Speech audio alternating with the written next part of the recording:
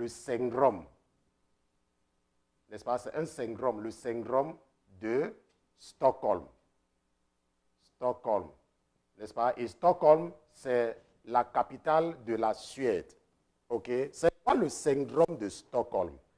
Il a été prouvé. Il y a eu un braquage de banque en Suède, à Stockholm. Je ne me rappelle pas très bien les années, ou les années 70, quelque chose comme ça. Et pendant le braquage qui ne s'était pas bien déroulé, les braqueurs ont fait des otages. Les braqueurs ont pris certains otages. Et ont commencé à négocier leur échappatoire avec les otages. Ok? Ils ont dit que si vous nous laissez partir, nous n'allons pas tuer les gens. Et ils ont donc pris des otages parmi lesquels il y avait certaines femmes. Et ces braqueurs-là, c'était des hommes. Maintenant, après que la police ait fait des plans et donné l'impression aux braqueurs qu'ils sont libres de partir, les policiers vont les rattraper. Mais les otages seront sauvés. Donc, aucun otage ne va mourir. Maintenant, pendant que les braqueurs-là, un de ces braqueurs-là était en prison, une des personnes qui avait été faite otage, parce qu'ils étaient restés pendant quelques jours ensemble, a commencé à être tombée amoureuse de lui. Est-ce que vous comprenez? Elle est tombée amoureuse de son bourreau. OK? Et elle a commencé à lui rendre visite. Et quand il est sorti de prison, ils se sont mariés. Est-ce que vous comprenez? Quand il est sorti de prison. Maintenant, et ça, c'est un exemple. Parce que c'était à Stockholm. C'est un exemple. Mais il a été prouvé, il y a des exemples où on montre qu'il y a des gens qui ont pris des otages pendant des jours. Et au moment de venir les délivrer, ils ont refusé, qu'ils veulent rester avec leur bourreau. Vous comprenez? Cela s'appelle, c'est un syndrome où la victime s'accoutume de son bourreau. Est-ce que vous comprenez? C'est un syndrome.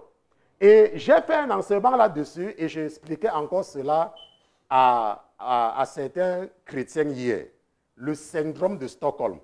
Maintenant, c'est quoi, comment est-ce que ça se manifeste par exemple sur les Africains qui sont dans des pays où il y a la dictature? Vous voyez que les Africains qui sont dans des pays de dictature, lorsqu'ils arrivent chez les Blancs, c'est difficile pour eux de laisser les autres vivre librement. Est-ce que vous comprenez? Parce qu'ils sont habitués à ce que les gens les ont tellement opprimés et leur donner l'impression qu'ils sont un roi qu'ils sont plus supérieurs à eux, que quand ils arrivent dans des pays libres, c'est difficile pour eux de respecter la liberté des autres. Et vous voyez que c'est quelque chose sous lequel ils souffraient dans leur pays avec des dictateurs. Et ils ont donc adopté le comportement de leur bourreau. C'est un syndrome.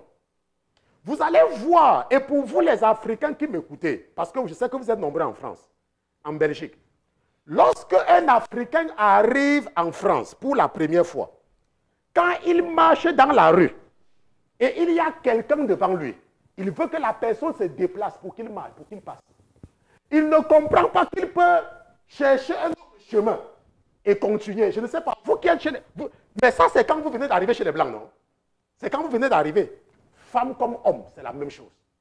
Femme africaine, homme africain, c'est la même chose. Une femme africaine, elle est dans la rue. Il y a quelqu'un devant elle. Elle veut que la personne se déplace pour qu'elle continue sa rue. Pourquoi tu marches doucement comme ça? Mais avec le temps, qu'est-ce que nous apprenons? Que si quelqu'un marche doucement, la route est largement grande pour que tu cherches ton chemin et tu continues ta route, n'est-ce pas? Mais pourquoi est-ce que nous, les Africains, nous nous comportons comme ça? Nous qui sortons des dictatures, c'est parce que nous avons adopté de façon inconsciente l'attitude, nous avons validé de façon inconsciente le comportement et le caractère des gens, de nos dirigeants. Et si on nous met à leur place, nous allons faire la même chose. C'est ça le syndrome de Stockholm. C'est pour ça que vous allez voir que les Africains ne comprennent pas la notion de liberté. Ils ne comprennent pas.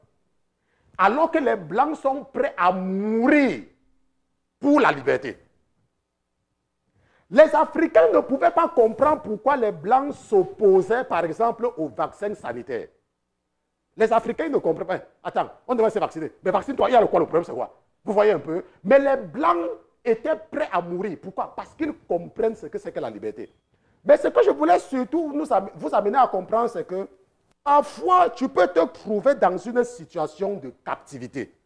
Et on veut te faire sortir de là. Mais tu t'es habitué à ton bourreau. Ce n'est pas que tu es à l'aise, ce n'est pas que tu sais très bien, mais tu t'es habitué à cet environnement, n'est-ce pas? Parce que c'est le syndrome de Stockholm.